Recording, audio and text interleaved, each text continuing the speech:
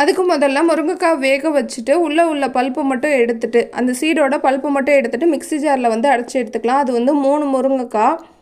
இப்போ அடுப்பில் வானலை போட்டுட்டு அதில் 3 ஸ்பூன் அளவுக்கு நல்லெண்ணெய் சேர்த்துட்டு 3 போல் பட்டை மிளகா, 2 பச்சை மிளகாவை 2ஆக கட் பண்ணி சேர்த்துப்போம். 1 ஸ்பூன் அளவுக்கு கடுகு, 2 கொத்து அளவுக்கு கருவேப்பிலை, கொஞ்சமாக வந்து பெருங்காயம் வந்து சேர்த்துக்கலாம். சேர்த்துட்டு நல்லா வந்து வதங்கினோடனே அதில் வந்து நம்ம அரைச்ச பேஸ்ட்டை வந்து சேர்த்துக்கலாம்.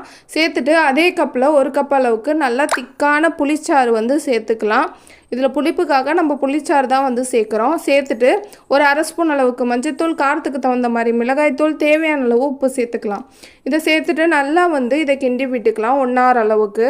இது இப்போ லிக்யூடாக இருக்குது பாருங்கள். இதை நல்லா எண்ணெய் பிரிஞ்சு திக்கார அளவுக்கு நல்லா வந்து கொதிக்க விட்டு எடுத்துக்கணும். மூடி போட்டு கொதிக்க விடுங்க, இல்லைனா வெளில தெளிச்சிரும். இப்போ நல்லா எண்ணெய்லாம் பிரிஞ்சு சூப்பராக வந்து ஊறுகாய் ரெடி ஆகிடுச்சு. கண்டிப்பாக ட்ரை பண்ணி பாருங்கள். ட்ரை பண்ணி பார்த்துட்டு கமெண்ட் பாக்ஸில் கமெண்ட் பண்ணுங்கள்.